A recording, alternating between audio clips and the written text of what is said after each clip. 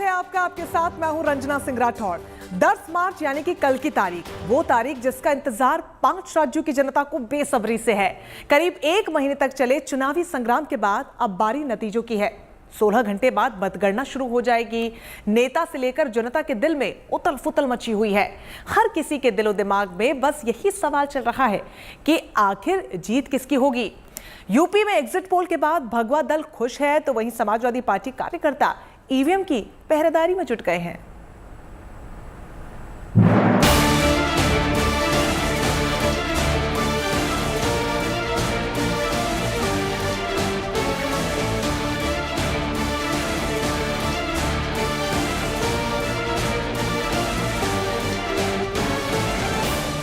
एक एक मिनट भारी है, एक एक सेकंड बोझिल है। यूपी से लेकर उत्तराखंड तक और पंजाब से लेकर मणिपुर तक नेताओं का यही हाल है। करीब 16 घंटे बाद 5 राज्यों के नतीजे आने शुरू हो जाएंगे और तभी पता चलेगा कि यूपी में भगवा छाएगा या इस बार लाल लहराएगा।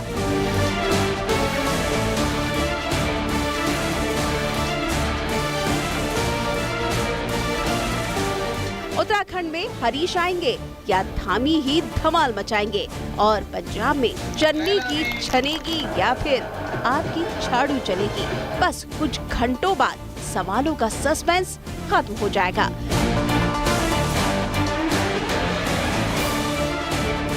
लेकिन नतीजों से पहले नेताओं के लिए एक एक पल मुश्किल है, एक एक मिनट भारी है।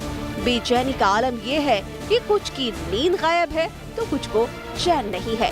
बीजेपी नेताओं को पता है कि 10 को बारी एग्जिट पोल नहीं, एग्जैक्ट नतीजों की है।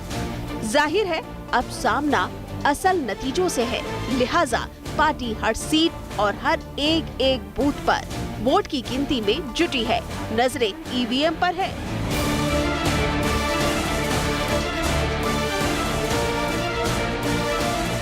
नतीजों से पहले धड़कनों का जार भाटे पर सबसे सस्पेंस वाली सवारी समाजवादी पार्टी कर रही है। एग्जिट पोल में पराजय के अनुमान के बाद पार्टी कार्यकर्ता वोट रक्षक बनकर रात भर स्ट्रांग रूम के बाहर जुटे हुए हैं। पार्टी को उम्मीद है कि वोट रक्षा की ये तपस्या 10 मार्च की सुबह उनकी किस्मत खोल देगी। ईवीएम का आशीर्वाद अखिलेश को मिलेगा और यूपी में समाजवादी पार्टी की सरकार बनेगी।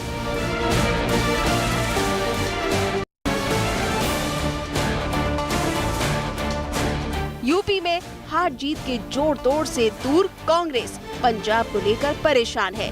नतीजों से पहले पार्टी की धड़कन का ग्राफ बढ़ा हुआ है। पंजाब में कांग्रेस ने सब कुछ दांव पर लगाया हुआ है। पार्टी को पंजाब में चन्नी के चमत्कार का इंतजार है, तो उधर आम आदमी पार्टी की घबराहट इस बात को लेकर है कि कहीं एग्जिट पोल के नतीजों में निकला उनका सूरज असल नतीजों में ढल न जाए। Bureau report, good news today.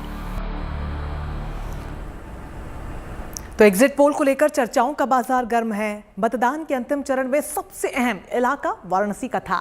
मतदान करने में भी यहां के लोगों ने जोर शोर से हिस्सा लिया था और इसी जगह पर एग्जिट पोल को लेकर सबसे ज्यादा चर्चा हो रही है, क्योंकि ये क्षेत्र प्रधानमंत्री का लोकसभा क्षेत्र है। लिहाजा लोगों में बहस को लेकर माहौल काफी गर्म है। उत्तर प्रदेश विधानसभा चुनाव खत्म हो गए हैं और प्रत्याशियों के भाग्य का फैसला ईवीएम में कैद होकर स्ट्रांग रूम तक भी पहुंच गया है। इसी कड़ी में वाराणसी में खड़े 70 प्रत्याशियों के भाग्य का फैसला 58.8% वोटरों ने कर दिया है और एग्जिट पोल सामने आने लगे हैं।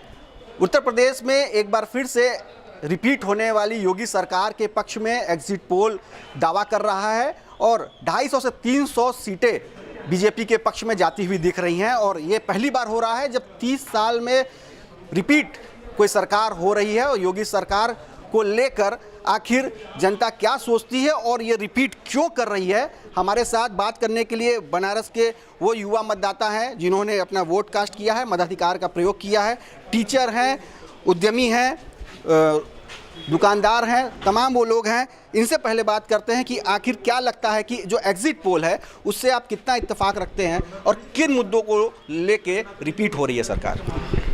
जहाँ तक पहले नाम बताइए। मेरा नाम शरद पोरवाल है, मैं वाराणसी में व्यापारी हूँ। जहाँ तक एग्जिट पोल का सवाल है, मुझे लगता है कि योगी जी और मोदी जी ने जो विकास का कार्य किया है, प्लस जो लोगों के मन में एक भाव है कि उनके रहते हुए सुरक्षा को ज़्यादा तवज्जो मिलती है और हम लोग सभी सुरक्षित रहते हैं, इस भावना से लोगों ने जुड़कर इस बार वोटिंग की है। और ऐसा लगता था पहले से ही कि शायद फिर से योगी सरकार रिपीट करेगी और एग्जिट पोल भी ऐसा ही कह रहा है।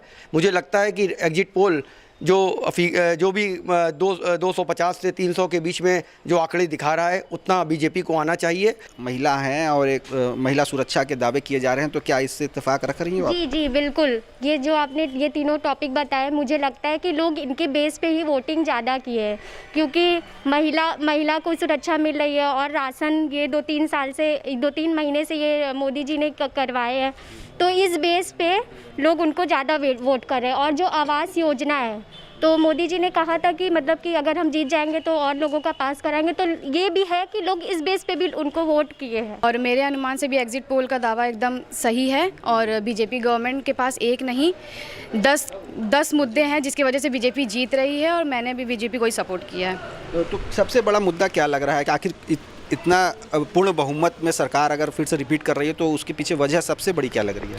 सबसे बड़ी वजह हमें तो मेरी तरफ से जो मेरा पॉइंट है, मेरी तरफ से ये लग रही है कि उन्होंने हमारी संस्कृति को बहुत बढ़ावा दिया है, जो औरों द्वारा दबाया गया था और खोई हुई संस्कृति को जगाया है, जैसे मंदिरों को और निर्माण। और बहुत बताओ कि महिला सुरक्षा की बात हो रही है, तो क्या इसमें कुछ बदलाव आया है पहले से? महिला सुरक्षा को लेकर बहुत बदलाव आया है। पहले हम लोग इतना बहुत सी चीज़ें थी, लेकिन अब महिलाओं को लेके हम लोग कहीं भी आ जा सकते हैं, कुछ भी हो सकता है। तो औरैया में भी यूपी चुनाव के नतीजों को लेकर चर्चा जोरों पर चल रही है। जिले के महिला वोटर्स ने मतदान में बढ़ चढ़कर हिस्सा लिया था।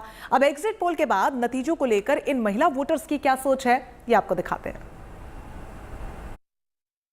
इस मैं सूर्या शर्मा औरैया में बना हुआ है। यहाँ महिला सशक्तिकरण को लेकर एक प्रोग्राम चल रहा है, जहाँ मेरे साथ में कुछ महिलाएं बनी हुई हैं। उनसे बात करते हैं, भारतीय जनता पार्टी का बढ़त का कारण क्या रहा है। क्या नाम है आपका? जी, मेरा नाम लक्ष्मी गुप्ता है, मैं तुलसीपुर से हूँ। और जो आपने प्रश्न किया है बढ़त की वजह क्या है, तो बढ़त की वजह तो सरकार की उपलब्धियाँ हैं, सरकार के अच्छे कारनामे हैं, इस वजह से भाजपा आगे चल रही है। क्योंकि उसने जो पिछले 5 वर्षों में बढ़िया काम किए हैं ना, उससे महिलाएं सुरक्षित हैं। और जो कोरोना काल में उन्होंने हम बहनों को गरीबी में सुविधाएं दी हैं, उससे हम सब बहनें बहुत खुश हैं। यही वजह है कि मेरे आगे आने वाले समय में योगी सरकार, मोदी सरकार ही आएगी। मैम, किस तरीके से देखते हैं भारतीय जनता पार्टी की बढ़त का? भारतीय जनता पार्टी में जब से आए हैं 5 सालों से, तो हमारी जो बहनें हैं गांव में रहती हैं, तो शौचालय के लिए जाती थी, तो उन्होंने वो भी बनवाया। शौचालय वगैरह के लिए खेतों में नहीं जाना पड़ता है। घर से बाहर नहीं निकलती थी, पर्दा प्रथा बहुत थी, महिलाएं आगे आईं, लड़कियां आगे आईं। और लड़कियों की सुरक्षा की जिम्मेदारी भी योगी जी के पास में थी कि उनको जो पहले हरिशमेंट होता था, बलात्कार के केस ज़्यादा थे, लेकिन आज वो समस्याएँ नहीं हैं। हमारी महिलाएं सुरक्षित हैं, अच्छा महसूस करती हैं, रात में कभी भी आ सकती हैं, जा सकती हैं। वही और भी मेरे साथ मिली। मैम, क्या नाम आपका?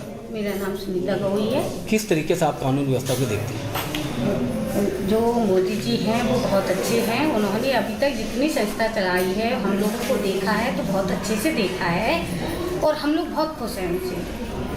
क्या जो भारत सरकार की योजनाएं थी या प्रदेश सरकार में जो योजनाएं थी, आज जो आज जो भाजपा की जो बढ़त चल रही है, वो महिला की सुरक्षा और सम्मान के लिए, और आज सब नारियों के लिए ये देखो, आपकी भाजपा जो जीतेगी तो समझो कि सबसे पहले नारियां ही सबसे पहले खुश होगी और नारियों के सम्मान के लिए कि नारी सबसे पहले आगे आई है और इसीलिए भाजपा जीतेगी। तो महिलाओं ने बढ़ चढ़कर वोट डाला है। इन सब के बाद उनका क्या कुछ सोचना रहा, ये हमने आपको सुनवाया। तो उत्तर प्रदेश में काउंटिंग का काउंटडाउन शुरू हो गया है। वोटों की गिनती शुरू होने में अब गिनती के ही घंटे बचे हुए हैं, लेकिन काउंटिंग से ठीक पहले प्रदेश का सियासी पारा चढ़ा हुआ नजर आ रहा है। दरअसल वाराणसी में ईवीएम मशीनों से भरी एक गाड़ी को एसपी कार्यकर्ताओं ने पकड़ लिया और हंगामा करने लगे। इस दौरान पुलिस के साथ उनकी झड़प भी हुई। अखिलेश यादव ने अपने कार्यकर्ताओं से मतगणना केंद्र पर नजर रखने की अपील की है और इसके बाद मेरठ से लेकर कानपुर, बांदा, फतेहपुर, कानपुर सभी शहरों में एसपी कार्यकर्ता मतगणना केंद्र के बाहर जैसे जमा होने लगे हैं। जमघट उनका नजर आ रहा है। कई जगहों पर पुलिस ने ऐतराज भी किया तो झड़प की नौबत आ गई। कहीं झाल मजीरा तो कहीं पर ढोलक के साथ कार्यकर्ताओं ने रात भर ईवीएम मशीनों की पहरेदारी की है और पहरेदारी के दौरान की कुछ बड़ी तस्वीरें इस वक्त आपको दिखा रहे हैं जो अलग अलग क्षेत्रों से सामने आ रही है, जहां पर ये ईवीएम मशीनों की सुरक्षा को लेकर माहौल देखिए किस तरीके से बना हुआ है।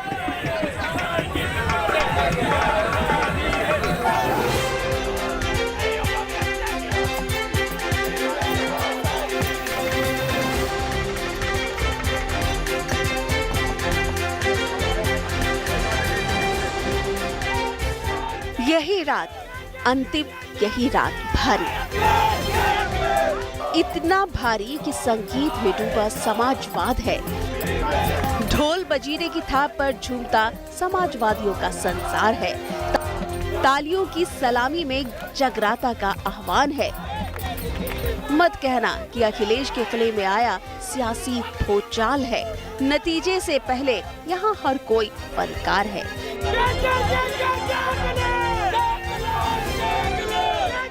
ये तस्वीर समाजवादी पार्टी के मुखिया अखिलेश यादव के सियासी गढ़ इटावा की है। अखिलेश यादव के आह्वान पर समाजवादी पार्टी के कार्यकर्ता ढोल मजीरे के साथ उस नवीन मंडी गेट पर डेरा डाले बैठे हैं, जहां ईवीएम रखी गई है।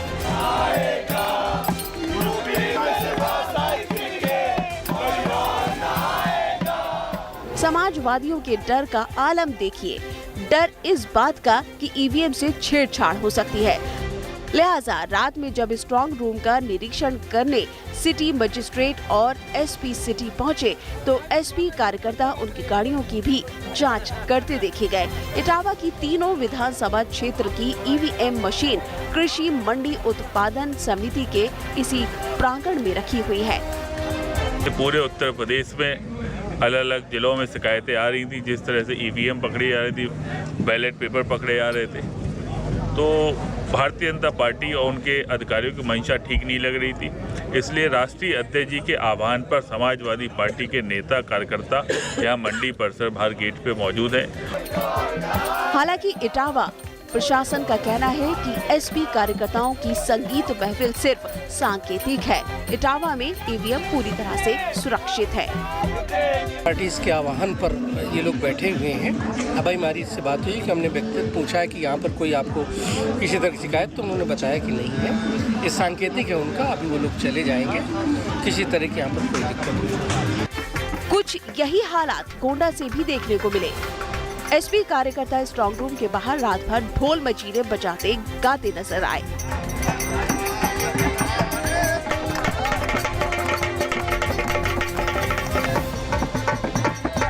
उधर मेरठ में भी एसपी कार्यकर्ता मुस्तैद नजर आए। ईवीएम की निगरानी के लिए एसपी कार्यकर्ता यहाँ 3 पारियों में 24 घंटे पहरेदारी कर रहे हैं। हाल ये है कि समाजवादी पार्टी प्रत्याशी दूरबीन से स्ट्रांग रूम पर निगाह गड़ाए हुए हैं।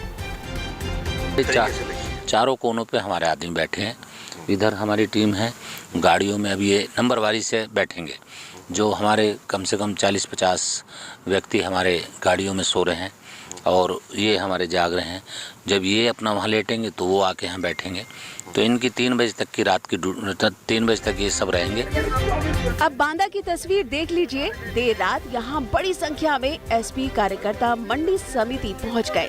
एसपी कार्यकर्ताओं के जुटे होने की खबर मिलते ही भारी संख्या में पुलिस के साथ अधिकारी भी यहाँ पहुँच गए। इस दौरान अधिकारियों और एसपी कार्यकर्ताओं में तीखी नोक-झोंक भी हुई। एसपी कार्यकर्ता सपाइयों का आरोप था कि बगैर चेकिंग के गाड़ियाँ मंडी समिति के अंदर जा रही थी। अब चलते हैं मोहाली, जहां कैप्टन का सियासी सुर भले ही फेल हो गया हो, लेकिन एग्जिट पोल के अनुमान ने कैप्टन अमरिंदर सिंह को शायर बना दिया है।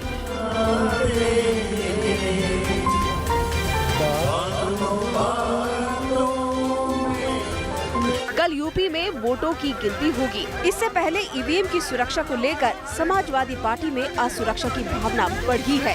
अब पहरेदारी के बीच इंतजार 10 मार्च को आने वाले नतीजों का है।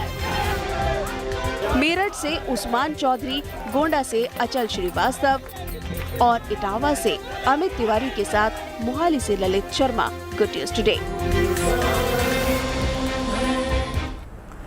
तो कल होने वाली मतगणना को लेकर प्रदेश में पुलिस और प्रशासन की कैसी तैयारी है? विजय जुलूस और जश्न को लेकर क्या नियम कायदे हैं? ईवीएम की सुरक्षा पर उठाए जा रहे तमाम सवालों पर जवाब दिया है उत्तर प्रदेश के ADG law and order Prashant Kumar ने। आपको सुनवाते हैं उनसे ये एक्सक्लूसिव बातचीत। मतगणना से पहले ईवीएम को लेकर घमासान मचा हुआ है। किस तरीके से ईवीएम की सुरक्षा की जा रही है, क्या होगी मतगणना पर सुरक्षा, हमारे साथ बात करने के लिए ADG law and order Prashant Kumar ji हैं। सर, ईवीएम को लेकर बड़े आरोप लग रहे हैं, राजनीति गरमाई हुई है, क्या सुरक्षा व्यवस्था है? 7 चरणों के चुनाव जो कि 14 जनवरी से पूरी प्रक्रिया आरंभ हुई थी से 7 मार्च तक 7 चरणों में चुनाव हुए और पूरी तरीके से शांतिपूर्ण, निष्पक्ष तथा हिंसा रहित हुए। जो भी घटनाएं अगर हुई हैं वो पिछली बार के अपेक्षा काफ़ी कम है। जहां तक मतगणना का प्रश्न है, इसके लिए व्यापक व्यवस्थाएं कराई गई हैं और हम लोगों ने करीब 70,000 सिविल फोर्स, 245 कंपनी अर्धसैनिक बल तथा 69 कंपनी पीएसी का डिप्लॉयमेंट किया है। इसके अतिरिक्त महत्वपूर्ण जगहों पे सीसीटीवी तथा ड्रोन से भी कवरेज के निर्देश दिए गए हैं। सर, आपने शांति व्यवस्था भंग करने की बात की तो कानपुर देहात से एसपी हैं, उन्होंने कहा कि गोली मारने के आदेश दिए हैं। ये कैसा आदेश है? इसको लेकर के अगर कोई शांति व्यवस्था भंग करता है तो किस तरीके से टैकल करेंगे? देखिए, राइट ऑफ प्राइवेट डिफेंस एक सामान्य व्यक्ति को भी अवेलेबल है और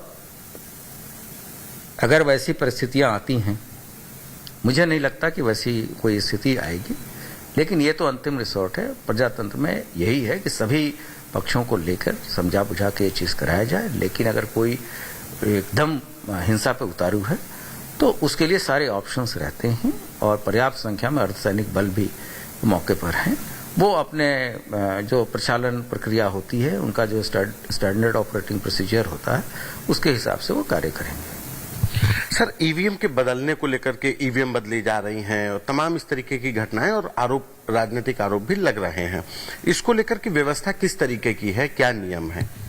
इस संबंध में जो राज्य निर्वाचन आयोग ने कल रात को ही एक अपने प्रेस विज्ञप्ति जारी कर दी है और उसके स्पष्ट निर्देश सभी जगह हैं। सभी ईवीएम के नंबर्स होते हैं, सभी चीज़ें सभी स्टेक होल्डर्स को बताई जा रही हैं लगातार। और इस तरह के जो रूमर्स अचानक फैले थे, सभी हमारे डीएम एसएसपी ने अगर जिसकी भी जो क्वेरी थी उसको सेटिस्फाई किया, सभी लोग अपने अपने घर चले गए। सर, एक सवाल है कि मतगणना के बाद जो विजय जुलूस को लेकर के है, उसको लेकर के क्या निर्देश हैं कि विजय जुलूस बिल्कुल नहीं निकलेगा या क्या होगा? नहीं, 144 धारा लगी हुई है और स्थानीय मजिस्ट्रेट इस पे डिसीजन लेंगे। यथासंभव ये होता है कि जो प्रत्याशी हैं, जो विजयी प्रत्याशी के साथ मैक्सिमम 1 या 2 आदमी को परमिशन दिया जाता है, वो परिस्थितियां और जिले के हिसाब से स्थानीय परिस्थितियों को देखते हुए डिसीजन लिया जाएगा। क्या विजय जुलूस पूरी तरह से प्रतिबंध रहेगा? नहीं, मैंने आपको बताया कि स्थानीय जो जिला मजिस्ट्रेट हैं इस पर निर्णय लेंगे और 144 धारा लगी हुई है। वैसी स्थिति में वो कितने लोगों को अनुमति देते हैं, ये स्थानीय प्रशासन ही तय करेगा। तो लखनऊ में ईवीएम की सुरक्षा में महज समाजवादी पार्टी के कार्यकर्ता ही नहीं जुटे हुए हैं, बल्कि बहुजन समाज पार्टी के कार्यकर्ताओं ने भी मतगणना स्थल के बाहर कैंप लगाया और वहां पर शिफ्ट हो गए और शिफ्ट में ड्यूटी देकर ईवीएम की सुरक्षा कर रहे हैं। लखनऊ का जो मतगणना स्थल है वहां पर मौजूद हैं। ये सामने सीएपीएफ है, लेकिन उसके ठीक सामने पॉलिटिकल पार्टीज, चाहे वो बीएसपी हो, चाहे समाजवादी पार्टी के लोग हैं, हर व्यक्ति ने अपने जगह पर यहाँ पर निगरानी के लिए लोग बैठे हुए हैं। हम इस समय पर बीएसपी का ये पंडाल है, कैंट से विधानसभा के प्रत्याशी थे अनिल पांडे, उनके लोग हैं। सर, आप लोग यहाँ पे कब से बैठे हैं, कैसे निगरानी हो रही है? हम लोग बैठे हैं यहाँ पर 23 तारीख को मतदान हुआ था। 24 तारीख से हम लोग कैंप लगाए बैठे हुए हैं। तभी से बैठे हैं? तभी से बैठे हुए हैं। तो क्या देख रहे हैं, मतलब क्या कुछ लग रहा है कि ऐसा कुछ गड़बड़ी हो रही है? बिल्कुल गड़बड़ी की आशंका हमें है, तभी तो बैठे हैं। गड़बड़ी के हम लोग गाड़ी अंदर घुस गई थी मजिस्ट्रेट के, तो हम लोग जो है हंगामा किया, सपा वाले ने हम लोग मिलकर हंगामा किया, तो वो बाहर आई, चेक किया, प्लास मिला, ताला मिले, उसी हिसाब से हम लोग बैठे हुए हैं। अच्छा। हमें शंका है कि प्रशासन पे दबाव ज्यादा है, चुनाव आयोग कुछ ध्यान नहीं दे रहा है, सरकार जो है प्रशासन लगे है, मिली भगत है, तो गड़बड़ी की आशंका हमें है, इस वजह से हम बैठे हुए हैं। ये आप लोग बैठते हैं तो यहाँ शिफ्ट वाइज दिन रात बैठे रहते हैं कि मतलब बदल जाते होंगे आप लोग? बदल जाते होंगे शिफ्ट? हाँ, हमारी 6 बजे से 2 बजे तक है, 2 बजे से 10 बजे तक है, 10 से जो है 10 से फिर 6 बजे तक है। 3 शिफ्ट हमने लगाए रखे हैं। अच्छा जी, ये शिफ्ट वाइज निगरानी हो रही है। बीएसपी के अनिल पांडे का ये पंडाल बनाया हुआ है ठीक मतगणना स्थल के सामने, कि ये लोग यहाँ पर निगरानी रखे हुए हैं शिफ्ट वाइज। आप लोग भी निगरानी करने के लिए बैठे हैं, कैसे हो रही है निगरानी? हमारी शिफ्ट वाइज ड्यूटी लगती है, सुबह 9 से रात के 9 और रात के 9 से सुबह के 9। और माननीय राष्ट्रीय अध्यक्ष जी के जैसा कल निर्देश आ गया है, तो उसके अनुसार कल रात को काफी लोग थे, फिर सुबह कुछ लोग नहाने धोने गए। आज 12 बजे प्रेस वार्ता उदयवीर सिंह जी की रोड पे जो पंडाल लगा हुआ है वहां पर होगी, और आप आज ही से देखेंगे कि कल सुबह 10 बजे तक यहाँ कम से कम 50,000 कार्यकर्ता उपस्थित रहेगा। आप लोग दिन रात एक करेंगे? दिन रात एक करेंगे, सरकार बनानी है। तो देखा आपने स्ट्रांग रूम के बाहर शिफ्ट्स में किस प्रकार ड्यूटी दी जा रही है ताकि किसी प्रकार की गड़बड़ी ना हो, क्योंकि समाजवादी पार्टी लगातार आरोप लगा रही है गड़बड़ी के, और इस गड़बड़ी के आरोपों पर बीजेपी भी लगातार हमलावर है। बीजेपी का हर नेता समाजवादी पार्टी और अखिलेश यादव पर भ्रम फैलाने का आरोप लगा रहा है। सुनिए जरा, मुख्तार अब्बास नकवी, ब्रजेश पाठक और मोहसिन रजा ने क्या कहा है ईवीएम में गड़बड़ी के समाजवादी पार्टी के आरोपों पर। मुझे जो दिखता है वो उनको इस बात का कभी एहसास ही नहीं हुआ कि वो जनता उनके साथ क्या करने वाली है और जनता में उनकी क्या छवि बनती जा रही है। अब आप कहते हैं कि जी हमारे कार्यकर्ता जो है वो दूरबीन लेके बैठ जाएंगे। दूरबीन तो हम सप्लाई कर देंगे, आप 2-2 दूरबीन दे देंगे, आप दोनों दूरबीन लगा करके और देखते रहो कि कहीं आपकी ईवीएम मशीन उड़ ना जाए। अरे भैया क्यों मजाक उड़ा रहे हैं आप? इतनी हताश और निराश मन से अपने कार्यकर्ताओं को भी दूरबीन लेके बैठा लेंगे तो उनका क्या हाल होगा? समाजवादी पार्टी के लोग या विपक्षी दल जब जब चुनाव हारते हैं तो ईवीएम पर ही ठीकरा फोड़ते हैं, इस बात की जानकारी आप लोगों को भी है, पूरे देश के लोगों को है। मैं एक बात कहना चाहता हूं कि जो भारत की संवैधानिक संस्थाएं हैं, आज भी दुनिया में उनका एक स्टैंडर्ड स्थापित है कि भारत में संविधान की जो परिभाषा है और उसकी जो संस्थाएं, उन पर आज तक प्रश्नवाचक चिन्ह नहीं उठा। सरकार तो आप सबने दी है, सरकार तो आम जनता ने बनाई है, और हम ये मानकर चलते हैं कि पिछली जो बहुमत दी थी जनता ने, हम उसके ही आसपास या उससे आगे जाएंगे, क्योंकि हमने काम किया है। और उनको वोट किस लिए मिलेगा ये वो बता दें, पहले लॉजिक दे दें वो किस लिए उनको वोट देगी जनता। वो चाहे कितनी भी दावे करें, लेकिन हम विश्वास के साथ कह सकते हैं कि उत्तर प्रदेश की जनता ने, 24 करोड़ जनता ने आदरणीय मोदी जी, आदरणीय योगी जी और भारतीय जनता पार्टी की सरकार के द्वारा किए गए कार्यों पर भरपूर तरीके से मोहर लगाई है, इसलिए हम प्रचंड। तो समाजवादी पार्टी की ईवीएम पर गड़बड़ी को लेकर आरोपों के बीच बीजेपी पूरी तरीके से अटैक मोड में नजर आ रही है। बहरहाल यहाँ पर एक छोटे से ब्रेक के लिए रुक रहे हैं, कहीं मत जाइएगा, लौटेंगे कुछ और खबरों के साथ। आप देखते रहिए गुड न्यूज स्टूडियो।